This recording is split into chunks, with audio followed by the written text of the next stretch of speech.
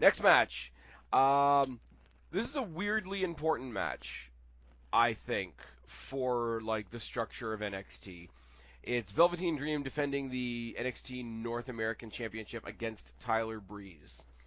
And where I say it's super important is we haven't really had anybody, because we've talked a lot about the people that go up to the main roster and then they don't get used and rah, but we've never had somebody like actually take the reverse step of coming back to NXT. So as much as I'm looking forward to this match on its face, I mean, I love seeing Tyler Breeze on my TV again. Him and Velveteen Dream are charismatic as fuck. The match is going to be great. I think the result is a little bit predictable, but that being set aside, if this works successfully, we could see other people take that step back. Like if they don't use Nikki Cross right away, they could have her come back and like put somebody else over in NXT and open that door, because it hasn't really been opened before. Okay, so I was actually going to ask you how you felt about the idea that some people think going back to NXT is a demotion. So it sounds like in your mind. I think moving up to friggin' Raw and SmackDown is a demotion. I think a lot of people think that now. I mean, I don't think any show is. I don't. Clearly, WWE markets each show differently, and some shows need to be given more time than others and stuff like that. Some shows have red ropes and some shows have blue ropes. Exactly. But, like, I don't like the idea, and I'm trying to figure out a way to phrase this properly, because clearly WWE doesn't care about it. But in a perfect world, I would want it's not a demotion. It's where you best fit and what best. I mean, as long as you're getting on TV and getting the spotlight and getting to do something, as opposed to hanging back at catering and getting paid like your $500 just to show up. You know. Yeah. I feel like that should be a good thing. I don't think it's something they could do lazily, though. Yeah. Like the whole thing that Tyler Breeze is playing up on social media right now is he's one of the NXT OGs. Yeah. And that's absolutely true. So there's a warm spot in everybody's heart at Full Sail for Tyler Breeze. Like you can cycle him out, or you can cycle him in for somebody that's not quite getting to where they need to get to on NXT. I don't know, like somebody like a Sean Maluda, or they just got Kushida there, and they've got the guy that looks like The Rock with blonde hair, Kona Reeves.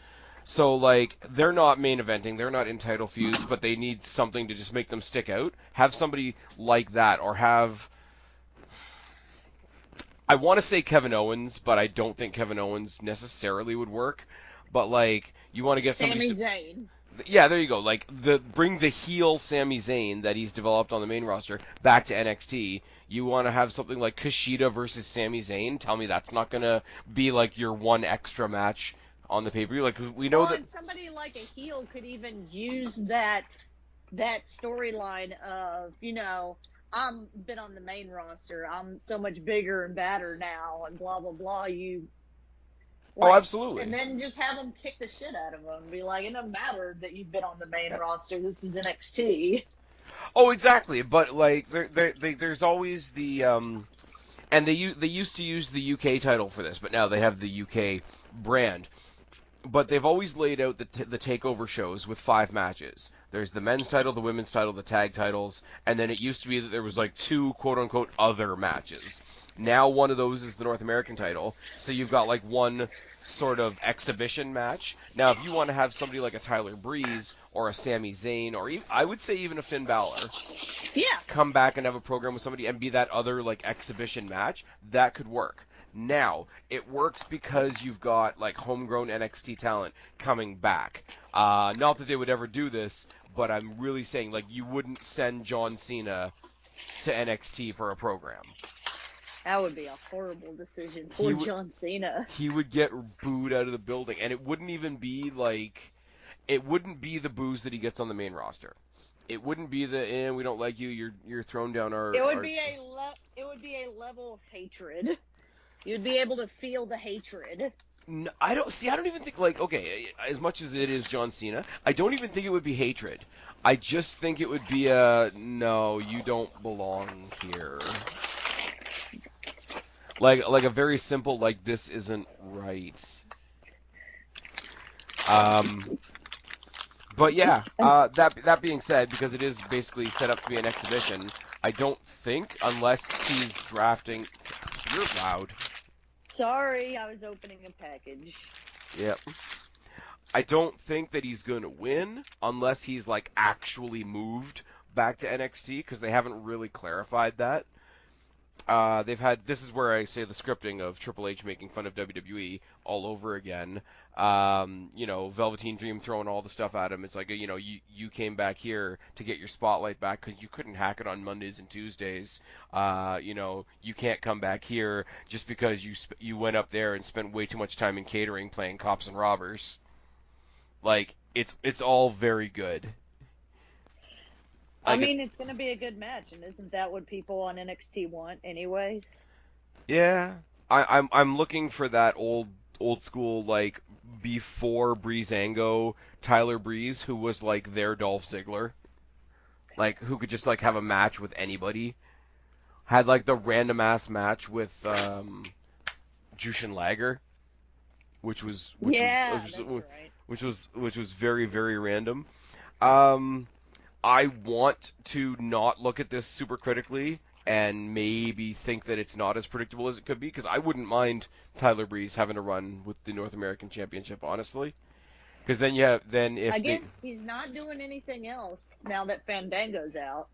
it's true, and because what we were saying before about the Undisputed Era, down the road, that means at another takeover you get Tyler Breeze versus Roderick Strong, and nobody's gonna complain about that. No, that sounds great. Anyways, but yeah, I don't because I do have a little bit of that analytical head on. I don't think that it's as wide open as we think it is. I think it is going to be a showcase for Velveteen Dream, which isn't the worst thing in the world either. Do not bring Velveteen Dream to the main roster. Just no. He's got one of those gimmicks that just won't work on the main. Well, that WWE won't let work on the main roster. Well, they won't know what to do with it. And I don't think he's got as much creative freedom. Like, Guapo and I, during the Money in the Bank preview, we talked about this current incarnation that Bray Wyatt's doing. But I think Bray Wyatt's got a lot of creative flex on that. Velveteen Dream coming up, brand spanking new from NXT, is not going to have that creative flex. They're Sorry, gonna I got nothing to add to that. they're gonna make him the new Goldust, and it's gonna be sad. I mean, clearly.